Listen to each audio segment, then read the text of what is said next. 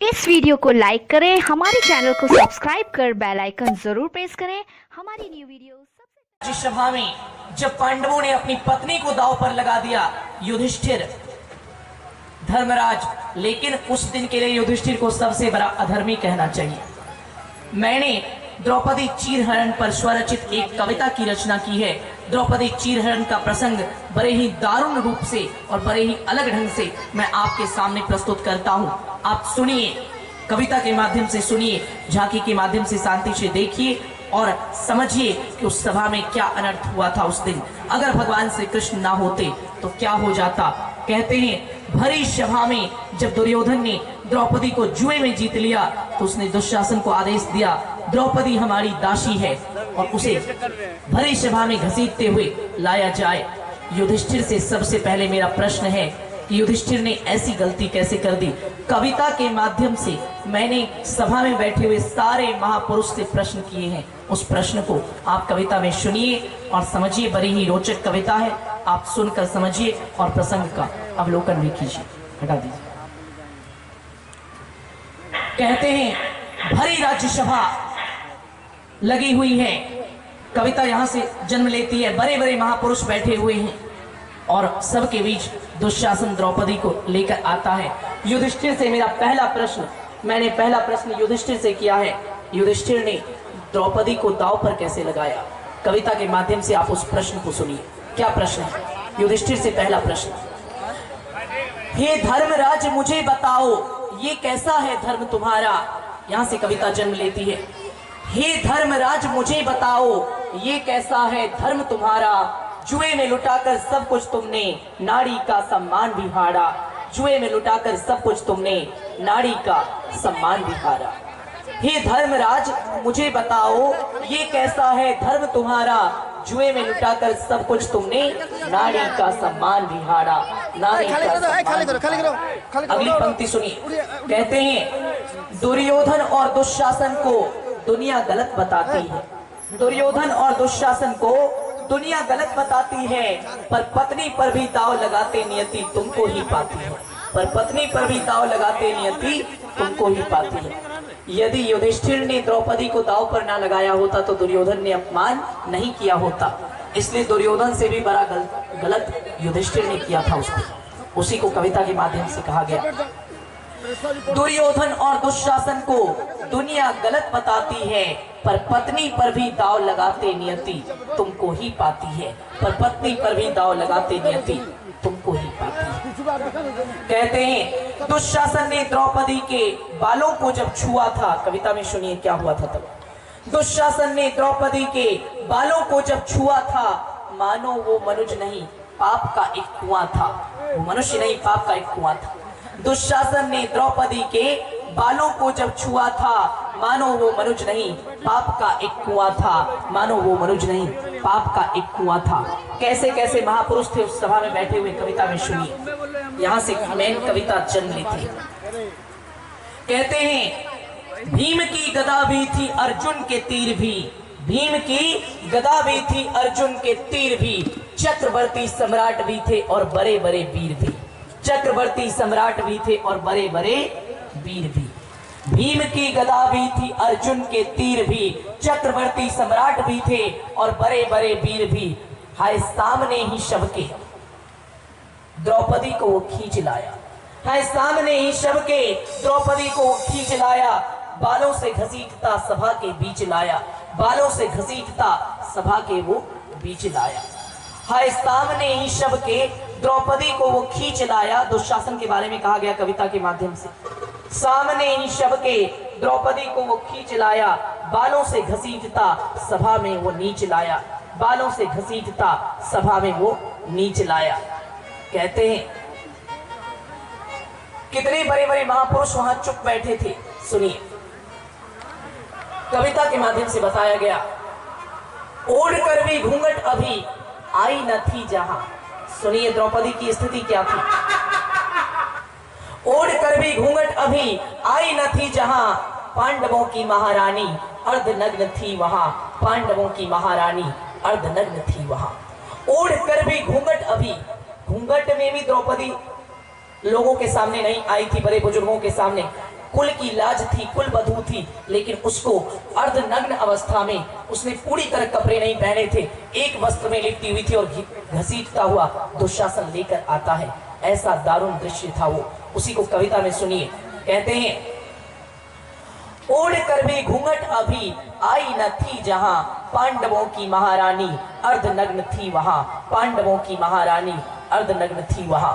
युद्ध में जो कटवा दे शीश पर सिर नहीं झुकाते थे, अरे युद्ध में जो कटवा दे शीश पर सिर नहीं झुकाते थे, बड़े बड़े दिग्गजों के सिर झुके जाते थे, बड़े बड़े दिग्गजों के सिर झुके जाते थे।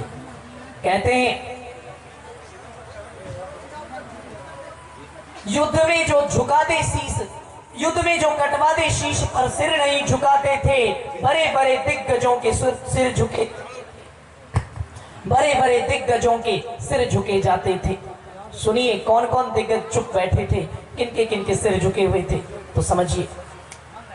कहते हैं, मत पूछो कि सभा में उस दिन दोषी बड़ा कौन था, अरे मत पूछो कि सभा में उस दिन दोषी बड़ा कौन था, सूर्य पुत्र वो दानवीर भी हंस रहा खरा मौन था, सूर्य पुत्र वो दानवीर भी हंस रहा खरा मौन था।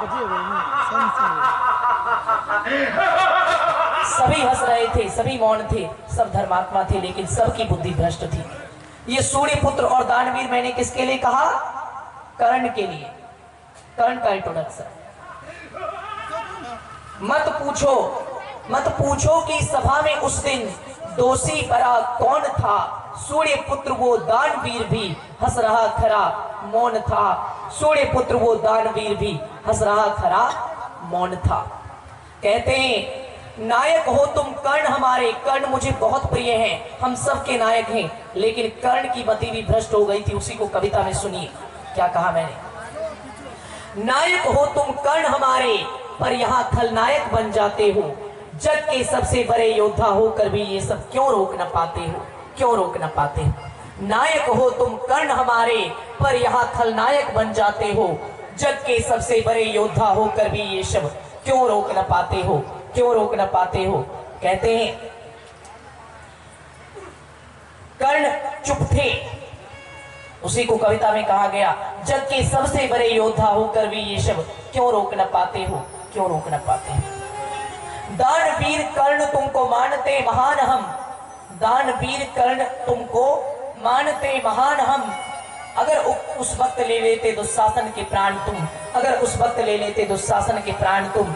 अरे कहते हैं, अब उस सभा से हम भला न्याय की उम्मीद क्या रखें। कविता में सुनिए, उस सभा से हम भला न्याय की उम्मीद क्या रखें, जिस सभा में कर्ण खुद नारी के ऊपर हंसे, जिस सभा में कर्ण खुद नारी के ऊपर हंसे, इसके वजह वो दुशासन के हाथ तोड़ता, अधर्मियों के साथ मिल नारी को ही ताने कसे, अधर्मियों के साथ मिल नारी को ही ताने कसे।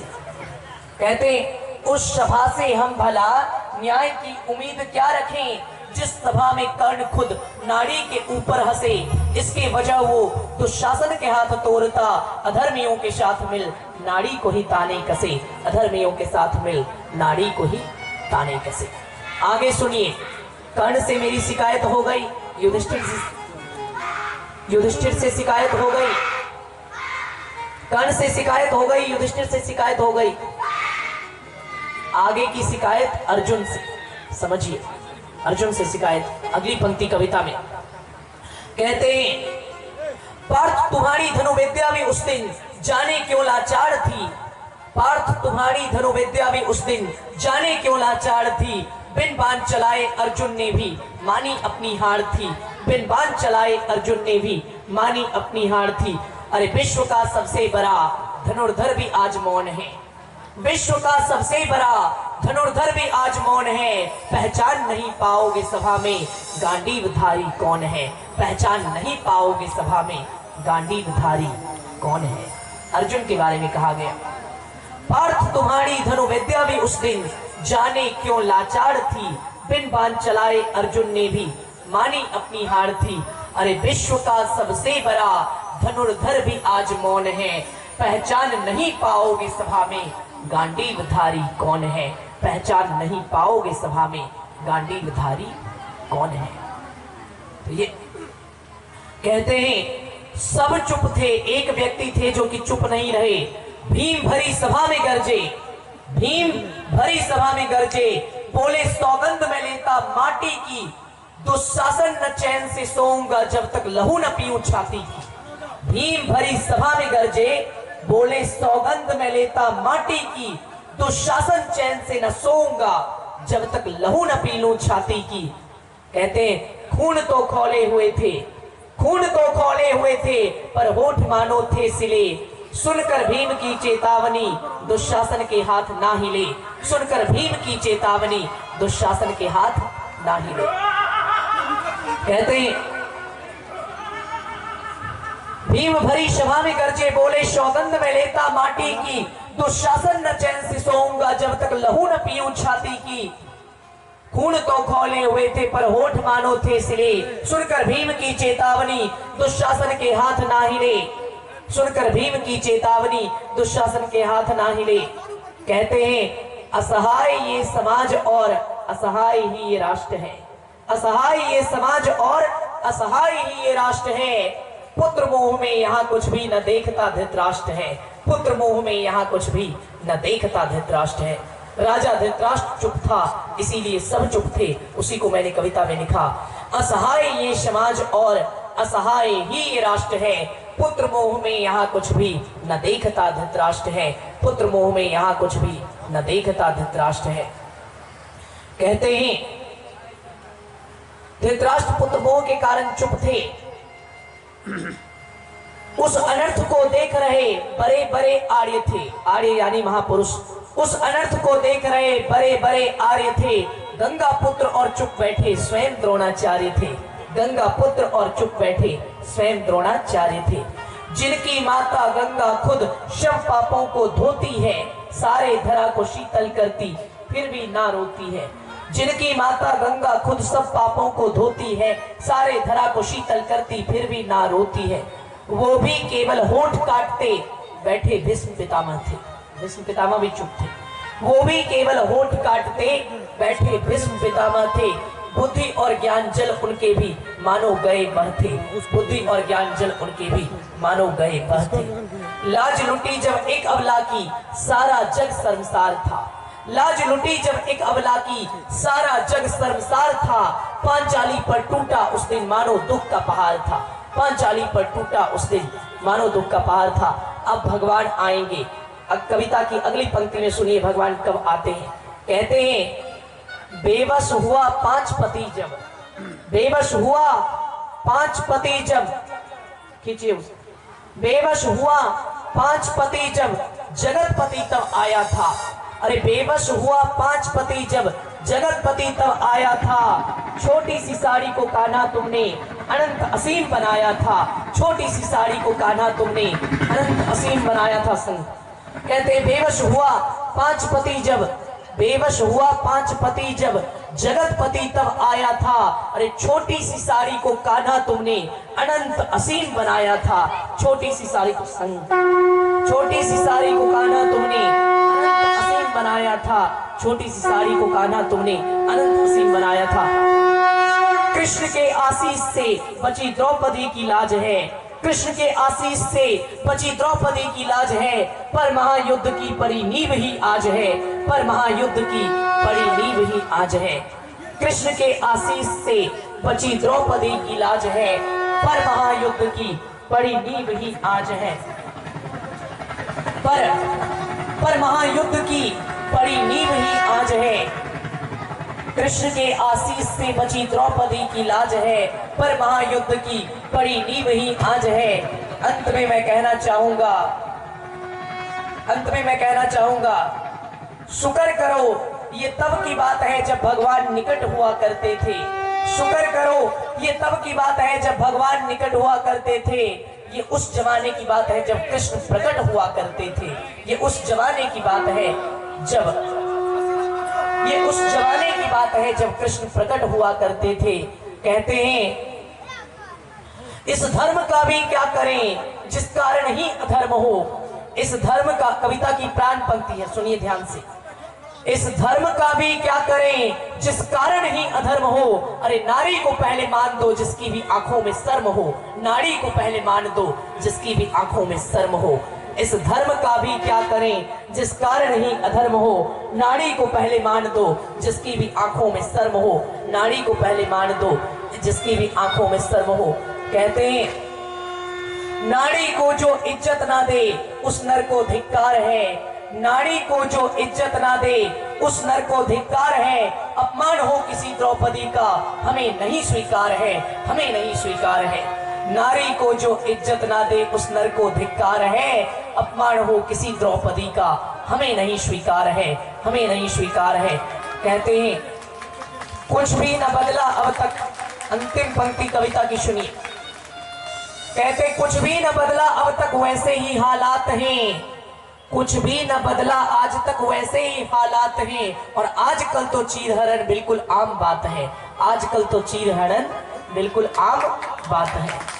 कुछ भी न बदला अब तक वैसे ही हालात हैं, और आजकल तो चीरहरण बिल्कुल आम बात है, आजकल तो चीरहरण बिल्कुल आम बात है। कृष्ण से आज मैं इस मंच से प्रार्थना करता हूँ, हे कान्हा फिर से कुछ ऐसा चमत्कार करो, हे कान्हा फिर से कुछ ऐसा चमत्कार करो। हे दुशासन जितने धरती पर उन सब का संहार करो, हे दुशासन जितने धरती पर उन सब का संहार करो। हे कान्हा फिर से कुछ ऐसा चमत्कार करो, हे दुशासन जितने धरती पर उन सब का संहार करो। कहते हैं दुनिया के हर दुशासन का उस दिन पूरा अंत होगा। अंतिम पंक्ति सुनिए, कैसे अंत होगा आज के दुशासन का? भगवान नहीं मार पाएंगे, इतने ज्यादा दुशासन हो गए। तो इस समस्या का समाधान क्या है कविता में सुनिए। दुनिया के हर दुशासन का उस दिन पूरा अंत होगा। अरे भारत के हर गांव में जिस दिन सच्चा संत होगा, भारत के हर गांव में जिस दिन सच्चा संत होगा, दुनिया के हर दुशासन का उस दिन पूरा अंत होगा। भारत के हर गांव में जिस दिन सच्चा संत होगा। बोले प्रेम से कृष्णचंद्र भगवान की, से कृष्णचंद्र भगवान की। इस प्रकार जब पांचपति काम नहीं आया तब जगतपति ने द्रौपदी की लाज बचाई। ये प्रसंग अभी आपने कविता में सुना और झांकी में दर्शन किया। आइए एक प्यारा सा भजन, तत्पश्चात आगे की कथा।